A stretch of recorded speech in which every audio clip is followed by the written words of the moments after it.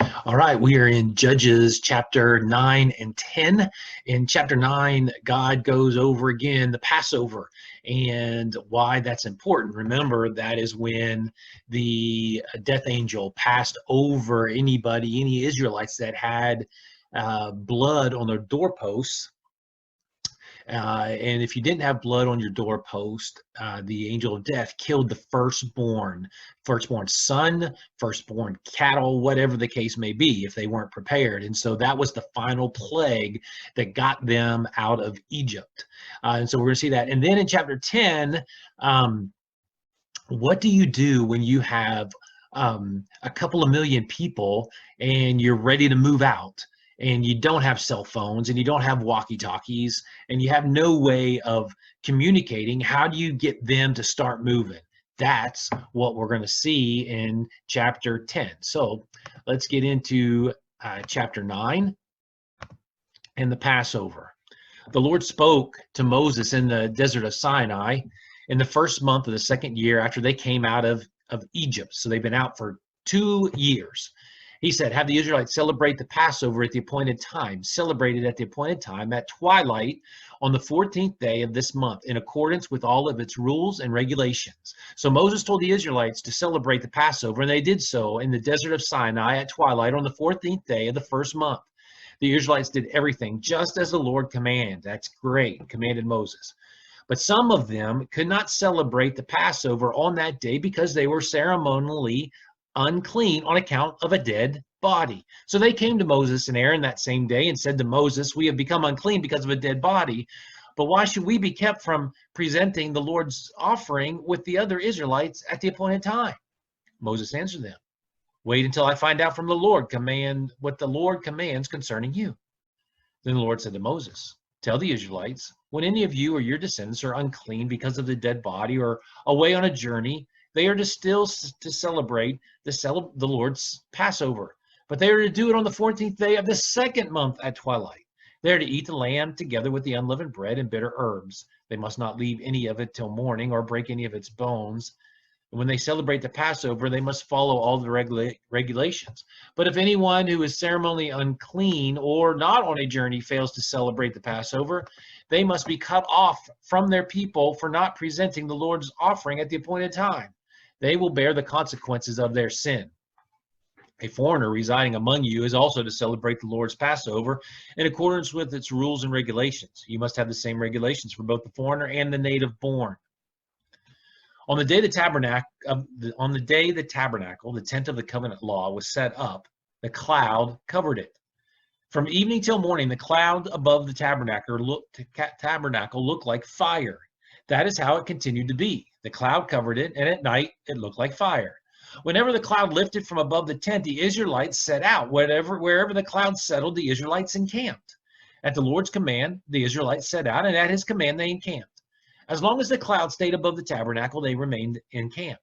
When the cloud remained over the tabernacle a long time, the Israelites obeyed the Lord's order and did not set out. Sometimes the cloud was over the tabernacle for only a few days. At the Lord's command, they would encamp, and then at his command, they would set out. Sometimes the cloud stayed only from evening till morning. When it lifted in the morning, they set out, whether by day or by night. Whenever the cloud lifted, they set out. Whether the cloud stayed over the tabernacle for 2 days or a month or a year, the Israelites would remain in camp and not set out.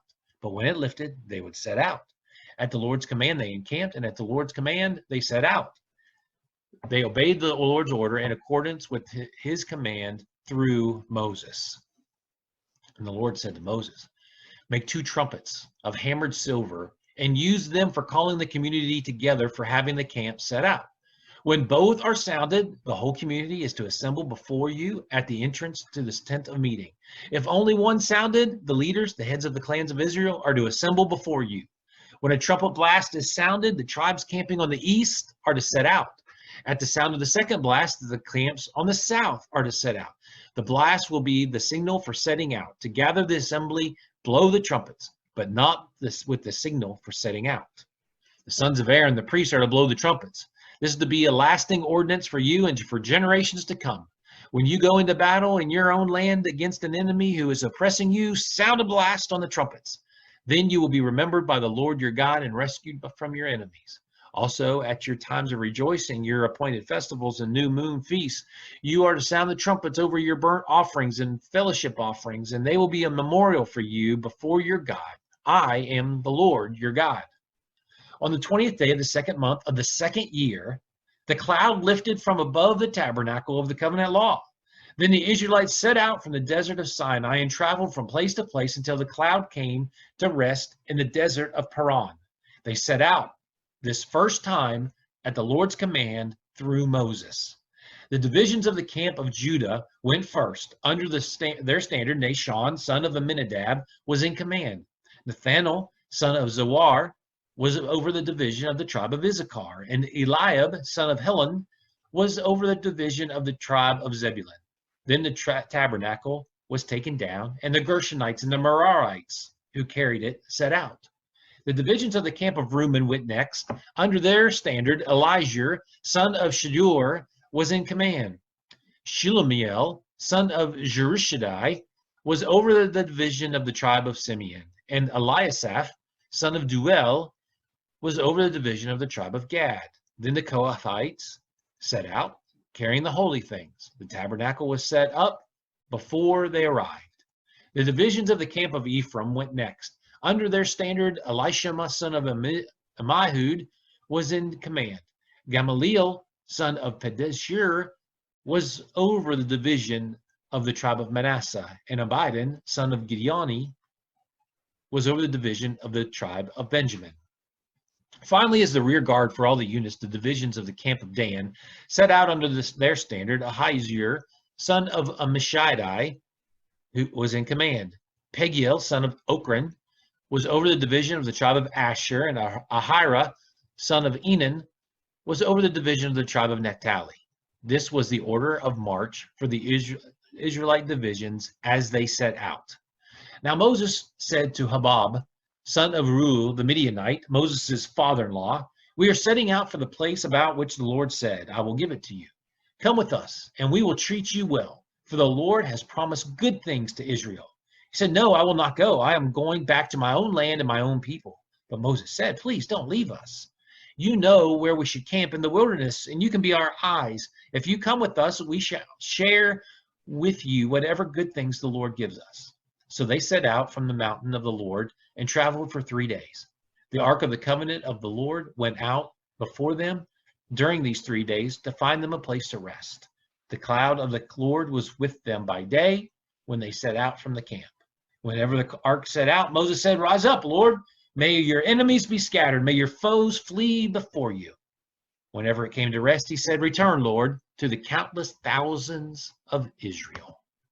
So you see how it started. They've been there for 2 years and are about to and are setting out for the first time. Now they don't know this, but because of their actions that are going to be taking place, they are going to be doing this for 40 years.